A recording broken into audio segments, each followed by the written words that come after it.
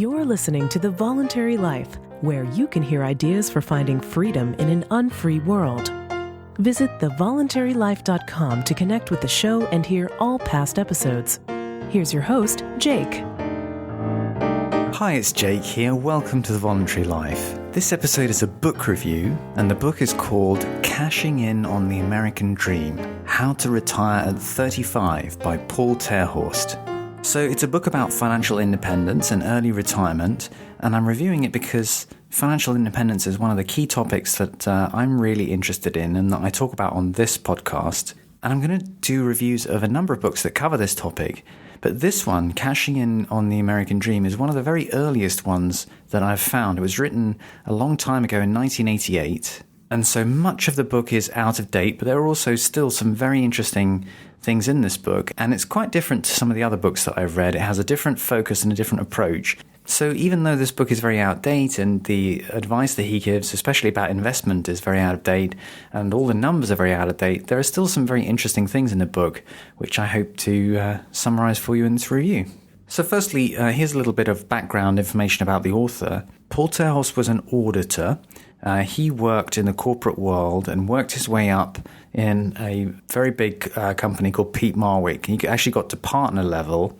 And then he retired in 1984 at the age of 34. And he and his wife Vicky have been retired ever since. They travel the world as permanent tourists, and they've been living from their investments. And they're a great success story of early retirement. They've been doing it for 30 years. So Paul wrote this book in 1988, a few years after he'd retired, to explain basically how he did it. And it's a very down-to-earth, sensible book. He comes across as a very down-to-earth, good-humoured guy. And it's a really easy read, very straightforward. And I found it interesting to read as an example of somebody who retired early so long ago. I was curious to read how he did it and what his approach was. So Paul's perspective is very much that of someone who was a highly paid, salaried employee. There's nothing about entrepreneurship in this book. I mean, there's a couple of very small comments, but it's clear that his approach to early retirement came from what I call extreme saving. And just as background, I've done a presentation called 4 Ways to Quit the Rat Race, where I compared this approach of extreme saving with other approaches to quitting the rat race. And I'll put links to that in the show notes. But this book is very much written from the perspective of early retirement through saving income from a well-paid job, from a salaried job type career. And the emphasis of this book is very much geared towards high-earning executives and professionals. I think Paul Terhorst is really talking to that audience about the potential of giving up on their careers and going for early retirement. And that basically reflects his own background. That's exactly what he was. You know, he got to partnership level at Peat Marwick at the age of 34, and then he just retired early. And so much of the focus of the book is really about talking to people who are kind of high-flying career types about the idea of early retirement. And he spends a lot of time in this book essentially explaining that, you know, this is a viable option that you can consider if you have that kind of career and that kind of lifestyle. And a lot of the book is really him providing suggestions about how to think about this and overcome some of the psychological barriers. And, you know, he talks about really the challenge of the identity change of being a very career-oriented person to being someone who's going for early retirement. So, for example, he spends a lot of time talking about the question of what am I going to do after I'm retired and how to think about that question, and really how to think about your own identity post-retirement. Other books on early retirement are much more focused on how on earth are you going to save the money to get to a point where you have enough net worth to make this a viable option. And I'll talk about some of those other books in future book reviews. But this one is more geared towards the high earners, the corporate high-flying types. And it's really about persuading them that, you know, this is an opportunity for you to cash in, you know, as the book title says, on your highly paid job and have the freedom that you could have from early retirement. And he cites some research in the book about how upward mobility tends to sort of plateau when you hit the age of 40 as an employee in a kind of corporate job, that people tend to get to a point where they're rising very fast and then they hit this kind of plateau at the age of 40, and then very few people really progress a lot in their careers after that. And I think the argument that he's making is basically push hard in your 20s into your early 30s, earn a lot of money, and then get out before you plateau so that you can go and do other exciting things with your life. And that's exactly what he did, and that's sort of the focus of this book. So he did that through saving money from a well-paid job. That was his strategy. And Paul provides some numbers in this book as to how much you actually need to retire. And he was one of the first people to suggest numbers. A lot has been written about how much you need to retire since then, but this is a very early example of a book where he provides suggested numbers. Now, all the numbers in the book are completely out of date because of inflation, but I'll just give you the numbers in today's dollars, adjusted for inflation, so that you can see what kind of numbers he was talking about. Because essentially, he suggests that you ought to plan for living on a budget of $100 a day as a couple. He lives with his wife, Vicky, and they travel around the world as a couple. And he suggests a budget of $100 a day, which is about $37,000 a year as a couple. And in order to support that, he suggests that you need a net worth of $800,000 to $1 million. So if you want to retire early, basically got to save up to a point where you get $800,000 to $1 million in net worth, and then you can live on a budget of about $37,000 a year. Now, interestingly, this actually reflects the so-called 4% rule about how much you should plan to take from an investment portfolio in retirement. So later, after Paul Terhorst wrote this book, a lot of other research was done about how much you need to retire and how much can you take from investments in retirement. And although there's a lot of debate and dispute about it, the most widely accepted figure is 4%. And Paul, as an accountant, did his own calculations back in the early 1980s, and what he came up with was basically the 4% rule as well. So he provides a number of suggestions about how to convert your high income into high net worth. And a lot of the ideas in this book are actually very similar to ideas that other extreme savers have put forward in other books.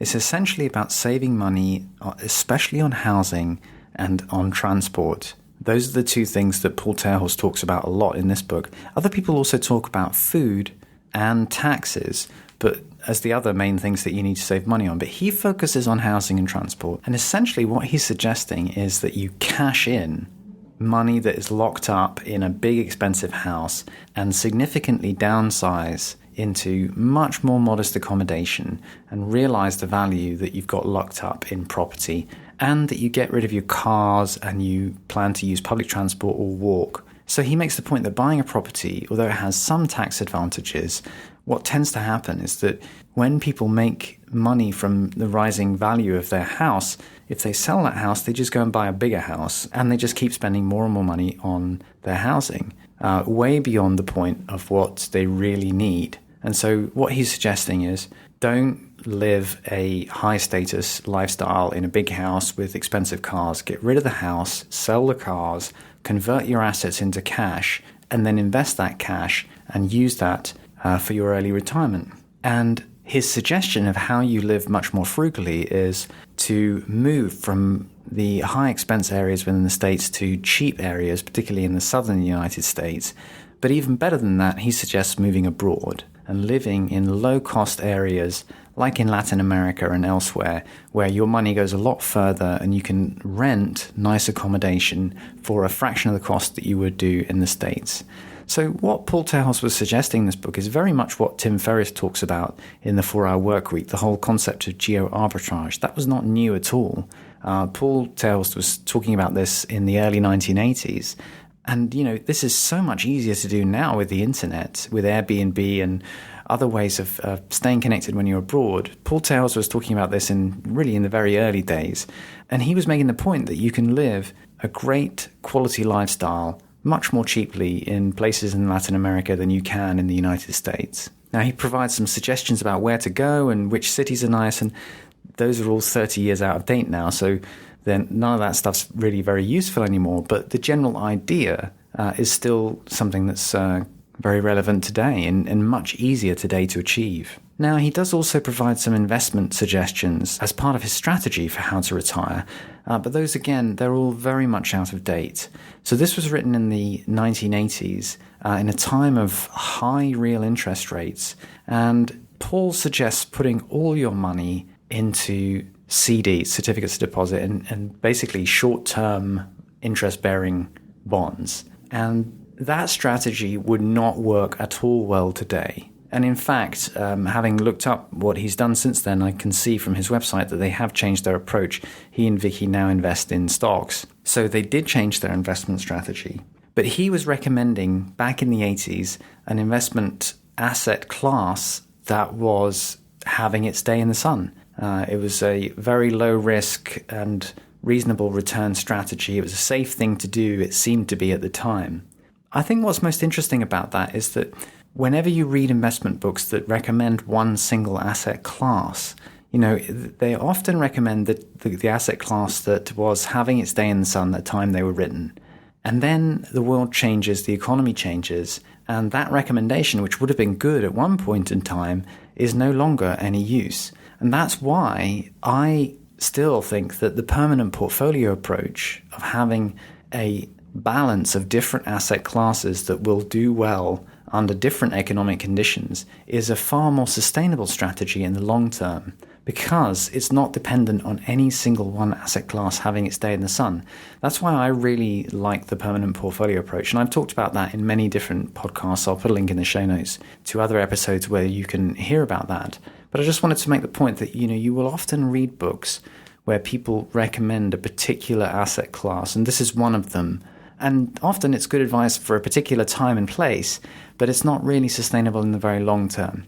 Having said that, I also want to point out that Paul Terhorst did change his mind when circumstances changed, and he is doing something different now. And, he is an example of somebody who has, rolled with the changes and made early retirement work, which I think is great. Now, he does also provide some other suggestions of different ways of retiring early. So, for example, as an alternative, if you don't think that you're going to be in the same kind of earning potential as his target audience, he offers a suggestion about bare bones retirement. And essentially, his suggestion is that you can retire in today's money on about $200,000 to $250,000.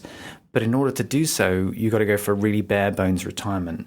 And so, for example, he suggests if you're going to do that, to not have a home anywhere in the US, even in the southern states, but just go abroad to somewhere in Latin America that's much, much cheaper, and potentially, work on some things on the side as well, have little side earning projects and so forth. And that chapter on bare bones retirement is pretty thin. I think there are many other books that have been written about the idea of bare bones retirement that provide a lot more detail on how to live frugally. But, Paul Terhorst did sort of try to provide another suggestion to show that, even if you don't think you're going to get to $800,000 or to $1 million in net worth, you can still retire early. You're just going to have to do it much more frugally. He also has some suggestions about how to think about retiring early with kids. Even though he and his wife Vicky didn't have kids, he provides some suggestions about how you can do it and the kind of calculations that you might like to think about. And although those numbers, again, are out of date, I think, he makes some valid points. I mean, for example, he makes the point that when you're retiring early, you need to think about being able to live without drawing down your principal capital. You need to be able to live from the interest so that your investments will last you for as long as you live. Whereas if you have kids, the length of time that you're going to need to financially support them. And then after which, you expect them to be adults off earning their own money and supporting themselves. So he makes the point that you can adjust your financial plan for early retirement by putting aside money that you'll need to raise kids. And it doesn't matter if that money sort of runs out, because that's actually part of the plan, is that you put aside a lump sum that eventually you're not just living off interest of it, but you're also drawing down on the principal from that money for your children, which is a separate sum to the money for yourselves. It's a bit difficult to explain this in a really short way, but just to say, he does provide some ideas about how to think about retiring early with kids, and he talks about the costs of education and considerations you might want to make and so forth.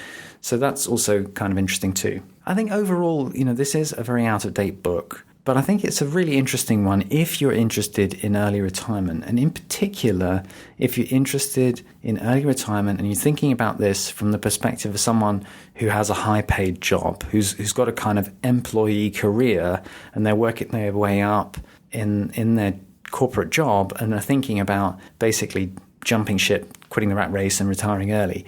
That's really who this book is geared towards. It's not geared towards entrepreneurs, which is more the background that I came from. It's also not geared towards people who are interested in early retirement using much more frugal and kind of lower net worth numbers, which are some of the other books that I'll talk about, like Your Money or Your Life and Early Retirement Extreme, which I will do reviews of those books in future. They are much more along those approaches. But, I think it's a really interesting book because this was one of the first books to tackle questions like how much you need to retire and how you do it and so forth. And it's really inspiring to see that 30 years later, Paul and Vicky are still traveling the world, having a great time and that they succeeded in what they set out to do, which is wonderful. I will be talking more about the subject of early retirement, financial independence, and as I said, I'll also be reviewing other books too. So this is just one aspect of the discussion, but I hope you found that interesting. I'd love to hear your comments. Let me know what you think. Don't forget to check out my book, Becoming an Entrepreneur. You can find links on thevoluntarylife.com. And if you enjoyed this podcast, please do leave me a review on iTunes or Stitcher. That is a big help too. I'll be back next week with another episode. In the meantime, I hope you have a great week. Thank you for listening to The Voluntary Life. If you have feedback about the show, please email jake@thevoluntarylife.com. If you enjoyed this program, please share the podcast with your friends or click the donate button on thevoluntarylife.com.